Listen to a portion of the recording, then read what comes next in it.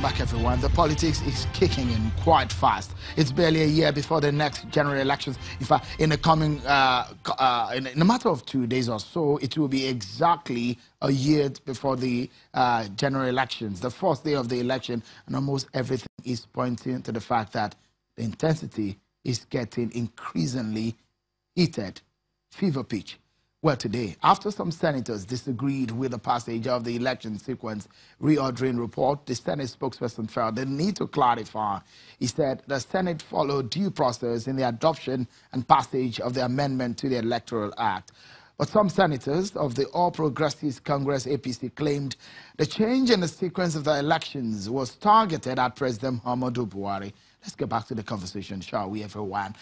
Dr. Wesley Idahosa, a former member of the House of Representatives, a policy expert and a lawyer, has been talking to us from our Abuja studio, where we have Mr. Yinka Odumakin, political analyst and advisor to a former presidential candidate in 2011. Interestingly, he advised the former, sitting president who ran at that time on the platform of CPC. Let's get back to the conversation. And let me allow you, Dr. Idahosa, to land on that thought line that you were on the issues of the implications of all of this. Well, there are school of thought that, look, this new reordering will not favor the sitting president because, look, it's going to be a bandwagon effect. But this now, everyone is going to be on his own. Now, with all of this and the split that we've seen in the National Assembly, do you think, because some people also believe, a school of thought, that the executive might fight this,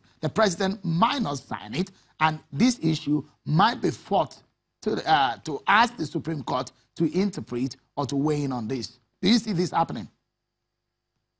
No, well, I don't see that happening because what was the original provision contained in Section 25, one before the amendment? It was the order of elections, and it clearly said the first election shall be the National Assembly elections, the second election shall be the presidential election, and then the last one shall be the State Assembly and governorship elections. So it was a matter of exercise of discretion that INEC had been merging the National Assembly and the presidential election together. That was clearly not in sequence with the provisions of the original act.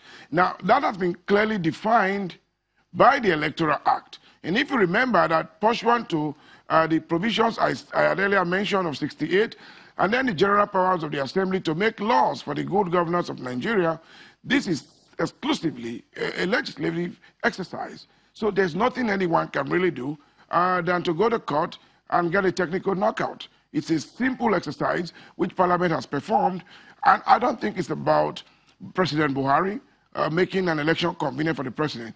It's about what is good for Nigeria's democracy. This election is not about the presidency alone. It's about the Nigerian people and the nationhood of Nigeria. Honorable Wesley Idahosa, you understand politics because you played it and you understand being in the parliament.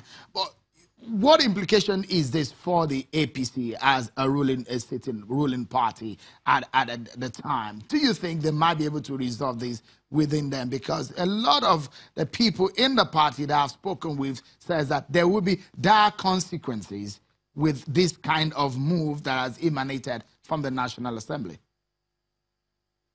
Well, there are three things that are clearly showing.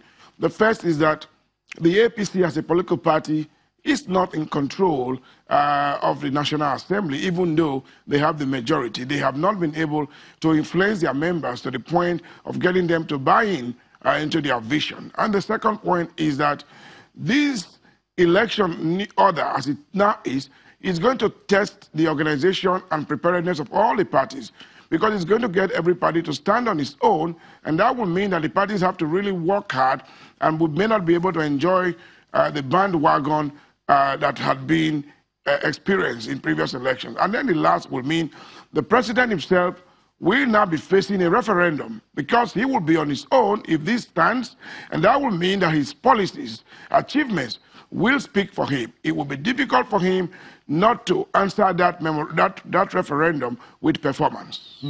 Do you see any kind of maneuvering with the manner in which the National Assembly has handled this matter?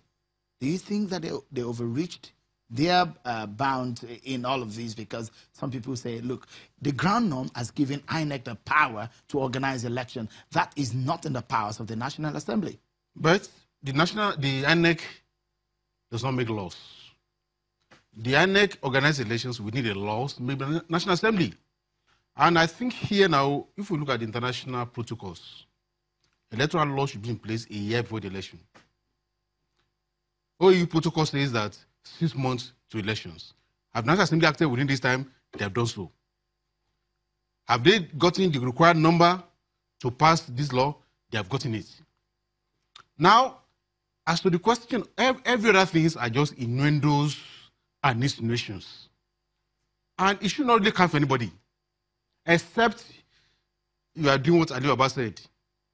When he said that they told somebody that a governor of a state has failed and should not seek election. And somebody could say, no, if a student fails, let him repeat the class. Except I want to repeat failure. If you are sure that you have done well for the people, it should not matter in which because people are voting. You are convinced that you have done well, and people should elect you. So nobody should bother. There should be no politics into it. It's about the fact that this is the best interest of Nigeria for every party, every candidate to test their elections, and not anybody holding a cocktail of anybody. Mr. Odumakin, yes. you have run a presidential election. Yes. I mean, with your principles yes. in the past. You know how expensive elections are in Nigeria. Yes. Have you thought about how expensive it will be if we split our elections into 3 phases? That means we probably will be having elections in about 2 months. No, it's the cost of elections.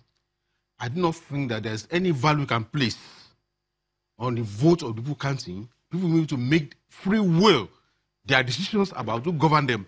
If you got it right, I do not think the cost is minimal.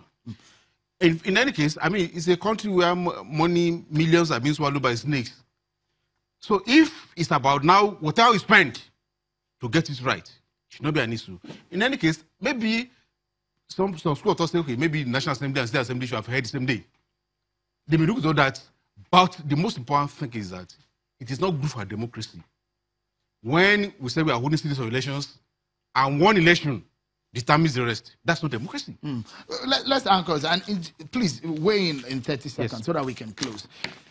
We are going to have, usually we have elections in about 5 or 6 weeks, because yes. after the first one, there's 2 weeks break, then another the election. So it's a space of 2 months. Yes. But with this one, it's going to take almost 2 months. Is this not? And each time we have election, we shut down the economy. The effect of that, that's what I'm talking about. Well, the most important thing is that we must get it right. Let the will of the people prevail. So timing, money, these are secondary issues. The most important for us at this stage is that if we are going to have 5 elections, 1 election should not be what determines the rest. But that's where we leave it tonight. Thank you so much, Mr. Yinko Bashir, for your thoughts on the program today. Many thanks also, Honorable West Idahosa, for your thoughts on the program. Thank you so much for all you've said. And that's our show for today, everyone. Many thanks for being part of the show. I'm Seun Okinmaloye. Bye-bye.